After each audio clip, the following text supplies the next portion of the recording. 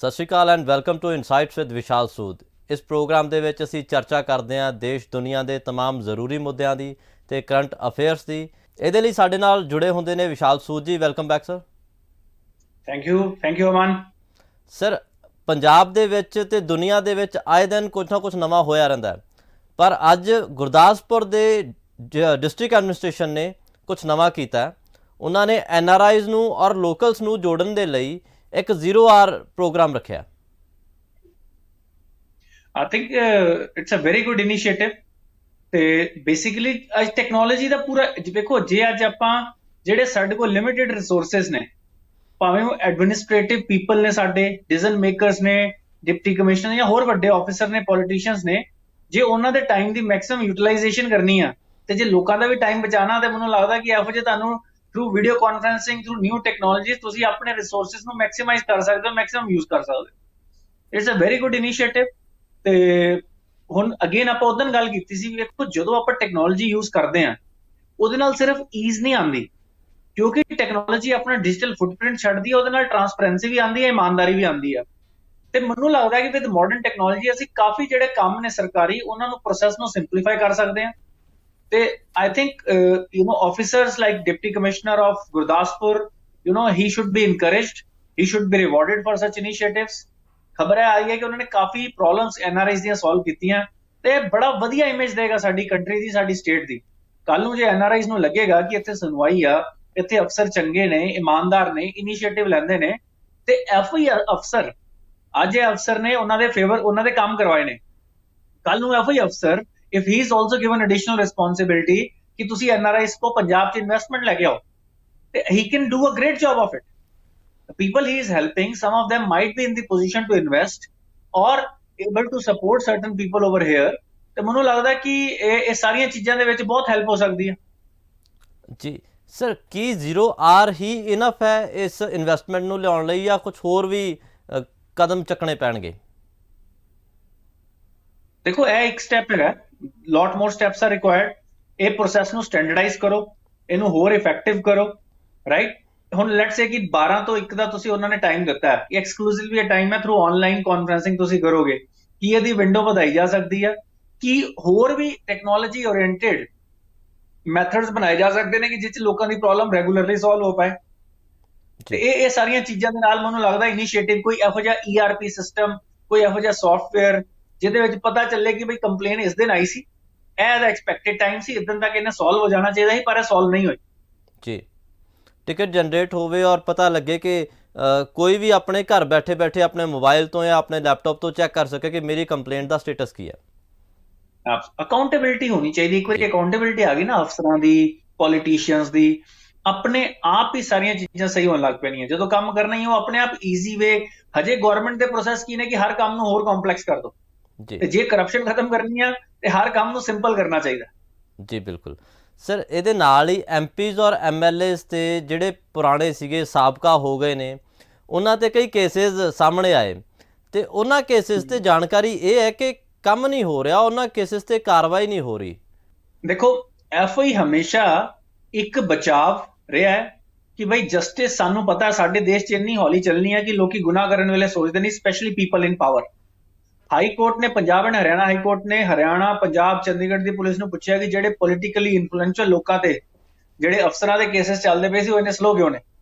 ਉਹ ਕਹਿੰਦੇ ਨੇ ਨਾ, justice denied is justice not given.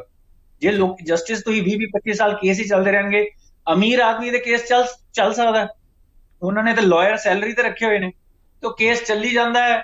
ਉਹ ਕਈ ਮਰ ਖੱਪ ਵੀ ਜਾਂਦੇ ਨੇ, ਕਈ ਵਾਰੀ ਉਹਦੀ ਮਤਲਬ ਕਿ ਜਿਹੜੇ ਲੋਕੀ ਫਾਈਟ ਕਰ ਰਹੇ ਹੁੰਦੇ ਨੇ, ਦੇ ਗਿਵ ਅਪ ਅਲਟੀਮੇਟਲੀ। ਤੇ ਹੁਣ ਦੇਖੋ, ਇਹ ਪਹਿਲੀ ਵਾਰੀ ਨਹੀਂ ਹੋਇਆ ਕਿ ਹਾਈ ਕੋਰਟ ਨੇ ਇਹੋ ਜਿਹੇ ਡਿਲੇ ਦੇ ਕਾਰਨ ਕਦੀ ਪੁਲਿਸ ਆਫੀਸਰਸ ਦੀ ਖਿਚਾਈ ਕੀਤੀ ਹੋਵੇ। ਇਹ ਪਹਿਲਾਂ ਵੀ ਹੁੰਦਾ ਹੈ, ਦਿਸ ਨਾਟ ਅ ਨਿਊ ਥਿੰਗ। ਪਰ ਉਸ ਤੋਂ ਬਾਅਦ ਕੋਈ ਇੱਥੇ ਗਰਾਊਂਡ ਲੈਵਲ ਤੇ ਐਕਸ਼ਨ ਨਹੀਂ ਹੁੰਦਾ। ਪੁਲਿਸ ਵੀ ਇੱਕ ਫਾਰਮੈਲਿਟੀ ਲਈ ਕਿ ਬਈ ਹਾਈ ਕੋਰਟ ਦੀ ਇੱਜ਼ਤ ਰੱਖਣ ਲਈ ਕੁਝ ਐਕਟੀਵਿਟੀਜ਼ 'ਚ ਐਕਸ਼ਨ ਦਿਖਾ ਦਿੰਦੀ ਆ, ਕੁਝ ਮੂਵਮੈਂਟ ਅੱਗੇ ਦਿਖਾ ਦਿੰਦੀ ਆ। ਉਸ ਤੋਂ ਬਾਅਦ ਨਾ ਤੇ ਹਾਈ ਕੋਰਟ ਕੋ ਟਾਈਮ ਹੈ ਕਿ ਇੱਥੇ ਫੋਲੋ ਅਪ ਕਰਦੇ ਰਹਿਣ, ਕਿਉਂਕਿ ਹਰ ਕਿਸੇ ਨੇ ਜੇ ਆਪਣਾ ਕੰਮ ਕਰਨਾ ਹੈ ਤੇ ਉਹੀ ਕਰਨਾ ਹੈ। It is the job of the police department to ensure that at right pace investigation is done, quality investigation is done, fair investigation is done। ਉਹ ਚੀਜ਼ਾਂ ਐਂਡ ਚ ਹੁੰਦੀਆਂ ਨਹੀਂ ਆ, ਫਿਰ ਗੱਲ ਉੱਥੇ ਦੀ ਉੱਥੇ ਆ ਜਾਂਦੀ। ਜੀ ਸਰ, ਜਿਸ ਤਰੀਕੇ ਨਾਲ ਆਮ ਆਦਮੀ ਪਾਰਟੀ ਨੇ ਸਰਕਾਰ 'ਚ ਆਉਂਦੇ ਹੀ, ਪਾਵਰ 'ਚ ਆਉਂਦਿਆਂ ਹੀ ਪੁਰਾਣੇ ਮੰਤਰੀਆਂ ਦੇ ਕਾਲੇ ਚਿੱਠੇ ਖੋਲ੍ਹਣੇ ਸ਼ੁਰੂ ਕਰਤੇ, ਕੀ ਇਹਦਾ ਪ੍ਰਭਾਵ ਰਹੂਗਾ ਪੁਲਿਸ ਡਿਪਾਰਟਮੈਂਟ ਤੇ ਵੀ? ਉਹ ਵੀ ਬੜੀ ਤੇਜ਼ੀ ਨਾਲ ਕੰਮ ਸ਼ੁਰੂ ਕਰ ਦੇਣਗੇ? ਬਿਲਕੁਲ, ਦੇਖੋ ਸਾਡੀ ਪੁਲਿਸ ਪੋਲੀਟੀਸ਼ੀਅਨ ਹੋਮ ਮਿਨਿਸਟਰ ਦੇ ਅੰਡਰ ਹੈ।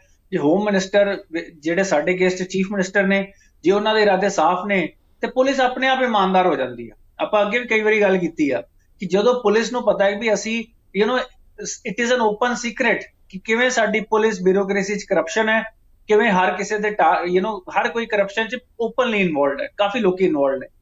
ਤੇ ਜੇ ਉੱਤੋਂ ਹੀ ਪ੍ਰੈਸ਼ਰ ਨਹੀਂ ਹੋਏਗਾ ਕੋਈ ਕਰਪਸ਼ਨ ਕਰਨ ਦਾ, ਜਦੋਂ ਇੱਕ ਸਾਰੀਆਂ ਚੀਜ਼ਾਂ ਫੇਅਰਲੀ ਕੀਤੀਆਂ ਜਾਣਗੀਆਂ, ਜਦੋਂ ਪੋਲੀਟੀਸ਼ੀਅਨ ਪੁਲਿਸ ਵਾਲੇ ਨੂੰ ਗਲਤ ਕੇਸ ਬਣਾਉਣ ਨੂੰ ਨਹੀਂ ਬੋਲਣਗੇ, ਕਿਸੇ ਦਾ ਫੇਵਰ ਕਰਨ ਲਈ ਨਹੀਂ ਬੋਲਣਗੇ, ਤੇ ਆਪਣੇ ਆਪ ਹੌਲੀ ਹੌਲੀ ਕਰਪਸ਼ਨ ਹੋ ਜਾਏਗੀ, ਕਿਉਂਕਿ ਫਿਰ ਉਹ ਬੜੇ ईमानदारी नाल एक मॉरल अथॉरिटी दे नाल उन्हां को अकाउंटेबिलिटी ले सकते।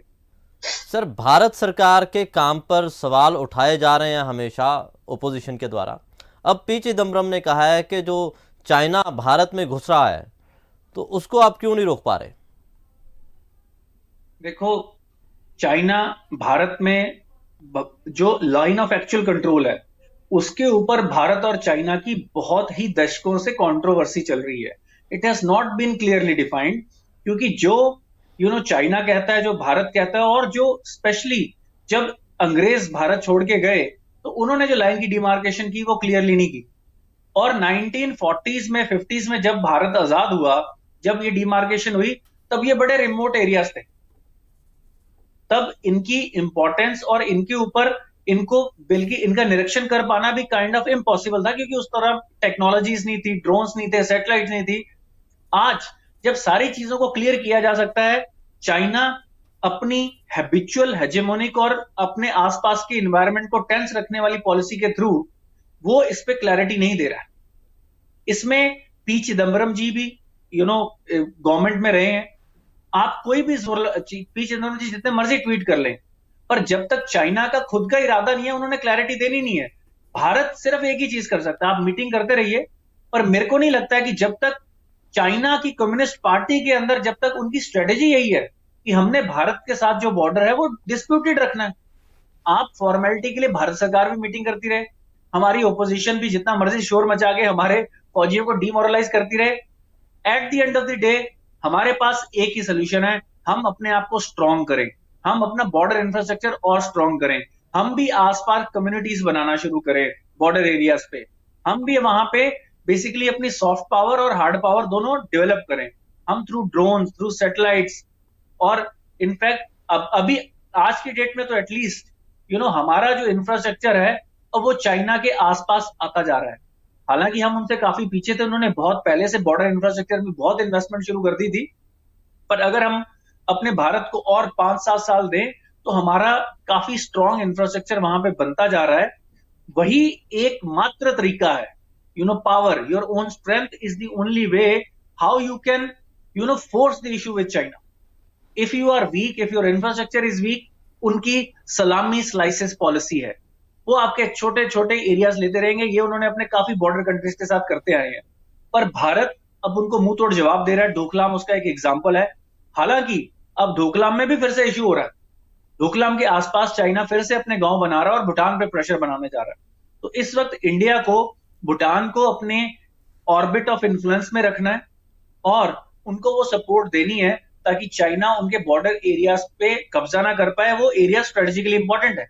अगर वो एरिया भूटान से हटके चाइना के पास आ जाते हैं तो वो जो बफर है, जो इंडिया के पास सिक्योरिटी बफर है, वो खत्म हो जाएगा।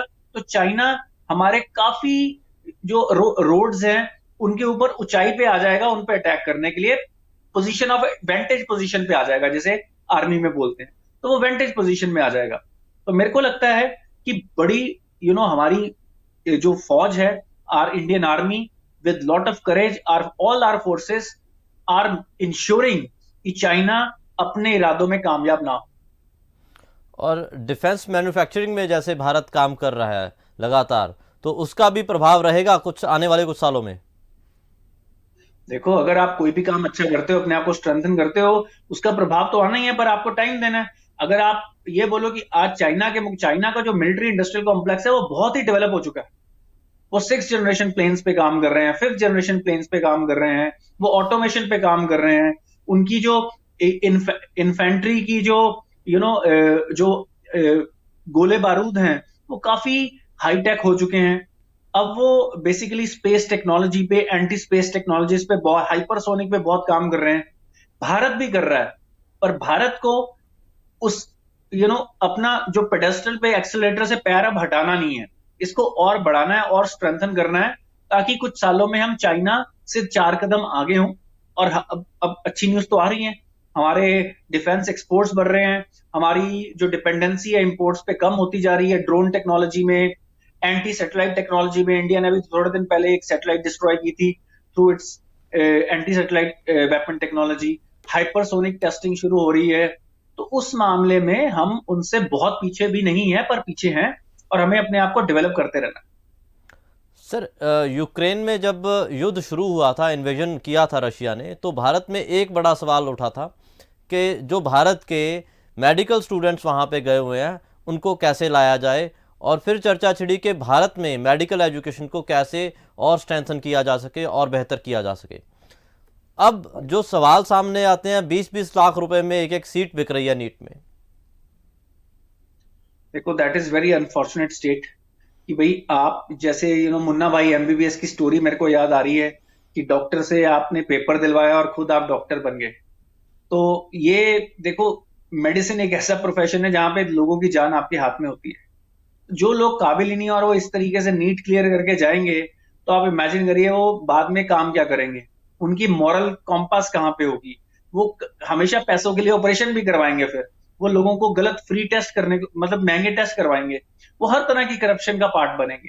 तो मेरे को लगता है कि जो भी स्टूडेंट और उनके पेरेंट्स भी, और जो भी लोग इसमें इन्वॉल्व हैं, उन पर इतनी सख्त कार्रवाई होनी चाहिए कि एग्जाम्पल सेट हो जाना चाहिए उन बच्चों का। तो डेफिनेटली मेरे को लगता है आगे फ्यूचर एजुकेशन पे एक फ्यूचर एजुकेशन उनकी बंद होनी चाहिए। और एट द सेम टाइम, क्योंकि देखो जो नीट का पेपर दे रहा है वो भी 17 साल का बच्चा है, आपकी अपनी मॉरल वैल्यूज होनी चाहिए। और जो पेरेंट्स उनके लिए 20 लाख रुपए खर्च कर रहे हैं, उनको तो जेल भेजना चाहिए। और जो जो एजुकेशनिस्ट, जो लोग उनके लिए पेपर दे रहे हैं। और अब आगे से इन इन चीजों में ना टेक्नोलॉजी का इस्तेमाल बहुत जरूरी हो गया है। कोई भी बंदा ऐसे किसी का नकली, आप अगर आधार कार्ड देख रहे हो वो नहीं, अब टेक्नोलॉजी ओरिएंटेड होना चाहिए कि आपका फिंगरप्रिंट उसमें जाएंगे और वो आपके आधार कार्ड से मैप हो, क्योंकि नीट, आईआईटी, जेई, कैट, ये बहुत ही इंपॉर्टेंट एग्जाम है। तो इसके अंदर अगर कोई भी यू नो इस तरह की नकल कर पाए, उसकी हमने सारी ऑप्शंस ही खत्म कर देनी है। तो मेरे को लगता है सरकार को एग्जामिनेशन सेंटर्स के अंदर भी सिक्योरिटी और लेटेस्ट टेक्नोलॉजी यूज करनी चाहिए, और इस मामले में तो बहुत ही स्ट्रांग एग्जांपल सेट करने की जरूरत है। सर, श्रीलंका क्राइसिस काफ़ी समय से चर्चा में है, और इस क्राइसिस के बाद यहाँ प्रेसिडेंट निकल चुके हैं देश से। अब दोबारा इलेक्शन होने हैं, उसके लिए इमरजेंसी लगाई गई है। क्या क्या होने वाला है श्रीलंका में? देखो, Sri Lanka basically is in a very bad state. जो सिचुएशन वहां पे बन गई है, it's very hard to imagine. वहां के आम लोगों पे क्या बीत रही है, कोई सर्टेनिटी नहीं है, एक सेंस ऑफ सेफ्टी नहीं है, बेसिक नेसेसिटीज की कमी आ गई है। तो आज करंटली इस वक्त इलेक्शंस वहां पे हो रहे हैं, and by the end of the day Sri Lanka will have new acting president, and then formal elections will happen over a period of time. इस वक्त एक हेड ऑफ स्टेट बनाना बहुत जरूरी है, ताकि एक सेंस ऑफ नॉर्मलेंसी लाई जाए, ताकि ये सारे जो डिफरेंट लॉ एंड ऑर्डर की सिचुएशन जो खराब हो गई है, लोगों ने लॉ एंड ऑर्डर को अपने हाथ में ले लिया, उनको कंट्रोल किया जा सके। किसी के हाथ में पावर देनी जरूरी है। तो basically with in 3 candidates elections will happen, all the parliamentarians will choose there next president. और जो भी आए, आई होप कि वो पहले वाली गवर्नमेंट्स और प्रेसिडेंट की तरह सिर्फ अपना बेनिफिट ना सोचें, और वो इस क्राइसिस से श्रीलंका जैसे देश को निकालने में पूरा अपना एफर्ट लगाए, और आगे की जो पॉलिसीज बनाए वो केयरफुली बनाए। श्रीलंका ने जिस तरह से चाइना डेट ट्रैप का वो शिकार बने, जिस तरह से उन्होंने अनसाइंटिफिक पॉलिसीज बनाई, चाहे वो एग्रीकल्चर से रिलेटेड थी, चाहे वो इंपोर्ट एक्सपोर्ट से रिलेटेड थी। और अनफॉर्चुनेटली उस टाइम पे कोरोना भी आ गया, और क्योंकि उनकी जीडीपी का रफली 12-13% उससे आता है टूरिज्म से, which is a major part of 12% बहुत ज्यादा होता है, तो उनके ऊपर बहुत ज्यादा क्राइसिस हो गया और उसमें एम्प्लॉयमेंट बहुत ज्यादा जनरेट होती थी। तो ये कुछ उनका टाइम चारों तरफ से उनके साथ काफी ऐसी सिचुएशंस बन गई जिसके कारण श्रीलंका में ये क्राइसिस आ गए। और ये भी एक एग्जाम्पल है सबके लिए कि कैसे आपको सेल्फ रिलायंट होना चाहिए। जब आप अपनी मेडिसिन के लिए, अपने खाने के लिए, अपनी हर चीज के लिए आप अगर इंपोर्ट पे ही डिपेंडेंट है और लोन्स पे डिपेंडेंट है, तो आप एक स्ट्रॉन्ग और प्रॉस्परस नेशन नहीं बन सकते। जी, क्या सर नई सरकार शांति कायम करके टूरिस्ट को अट्रैक्ट करने में कामयाब हो पाएगी? We can only wish for it. ये तो टाइम बताएगा, because I don't know too much about कि जो लीडर ऑफ ओपोजिशन है उनकी किस तरह की मैनेजरियल कैपेबिलिटी है। और इस वक्त सिचुएशन बहुत ही फ्लूइड बनी हुई है, क्योंकि कई पार्टीज के एमपीज भी रिवोल्ट कर रहे हैं and they are voting for the leader of opposition. तो अब एंड में कौन बन के आता है और क्यों बन के आता है, उनका प्लान क्या है, ये सारी चीजें जब वो एक बार पावर में आएंगे और जब अपना प्लान ऑफ एक्शन देंगे, उसके बेसिस पे ही कोई बात कही जा सकती है। We can only pray for them and wish them all the best. Sir दुनिया भर के बुद्धिजीवियों ने चर्चा की इस विषय पे कि रशिया का जो इन्वेजन है यूक्रेन पे, इसका भारी खामियाजा दुनिया को भुगतना पड़ सकता है। अब जो इंटरनेशनल रेस्क्यू कमेटी है उसने पहली बार अलर्ट किया है, क्राइसिस अलर्ट किया है कि मिलियंस लोग मर सकते हैं ऐसी कंट्रीज में जहां अनाज नहीं है, जहां गरीबी है। देखो, this is something we have been saying again and again, और हमने अफ्रीकन नेशंस की बात भी कही है। और इस वक्त वही उन्हीं टिपिकल अफ्रीकन नेशंस जो बहुत ही सब सहारन कंट्रीज जिनको बोलते हैं, जहां पे ऑलरेडी पिछले 2-3 साल से ड्रॉट चल रहा है, उनके 90% इंपोर्ट यूक्रेन से होते थे। तो अगेन उन कंट्रीज के लिए बहुत ही सिवियर सिचुएशन बन गई हुई है। और इनफैक्ट 2011 में भी मिलियंस ऑफ पीपल डाइड, और इस बार भी वही आशंका रिलीफ कमीशन वालों ने जताई है कि भाई lot of people can die. इस टाइम पे पूरी दुनिया को इकट्ठा होने की जरूरत है। वहां पे जो भी उन्होंने एक्सपोर्ट एम्बार्गो लगा रखे हैं, चाहे यूक्रेन पे हैं चाहे रशिया पे हैं, उनको ह्यूमैनिटेरियन ग्राउंड्स पे एक क्लियर पैसेज देना चाहिए ताकि फूड और ग्रेन्स एक्सपोर्ट हो पाए। क्यों अननेसेसरी इतने लोग, रफली एक एस्टिमेट है कि सब सहारन रीजन में more than double than last year हर रोज लगभग 2 करोड़ लोग भूखे सोया करेंगे। That is shameful.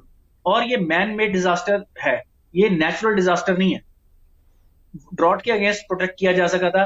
आज अगेन हम दोबारा से यूनाइटेड नेशन की कैपेबिलिटीज और सिंसेरिटी को क्वेश्चन करते हैं, उनकी रेलेवेंस को क्वेश्चन करते हैं। यूनाइटेड नेशन इस वक्त क्या कर रहा है? कुछ एनजीओ अपना काम कर रही हैं, कुछ कंट्रीज रिस्पॉन्सिबल लाइक इंडिया अपना काम कर रही है, जो ह्यूमैनिटेरियन एड हर जगह पे पहुंचाती हैं और शांति की अपील कर रहे हैं। और यूनाइटेड नेशन चुप्पी साध के बैठा है, क्योंकि United nation is run by rich countries and they don't want equality, they don't want fair distribution of things, क्योंकि करंट निजाम जो है इस दुनिया का वो उनके फेवर में है, और अपने फेवर में जो गलती होती है उसको वो सुधारना नहीं चाहते। वो कहते हैं ना कि when mistake is in your favour don't correct it. और इस अनएथिकल प्रिंसिपल पे पूरी वेस्टर्न कंट्रीज चल रही। जी, तो यूएन और नाटो को भी ये सोचना चाहिए, ये पूरी दुनिया को मैसेज देना चाहिए कि जो देश, जो लोग गरीबी में हैं, जो जिनको ज़रूरत है, उनको अनाज दिया जाए, उनको सहायता दी जाए, बजाय इसके कि कुछ देशों को हथियार सप्लाई किए जाएं कि वॉर जारी रखी जाए। तो इस तरह के आई थिंक अगर इस तरह की बातें अगर नेटो और उनके कंट्री समझ पाए, this world will be a better and safer place for everyone. जी, थैंक यू सर। इस तरह की ज़रूरी जानकारी और मीनिंगफुल इंसाइट्स के लिए देखते रहिए इनसाइट्स विद विशाल सूद, और don't forget to subscribe our channel on YouTube and Facebook.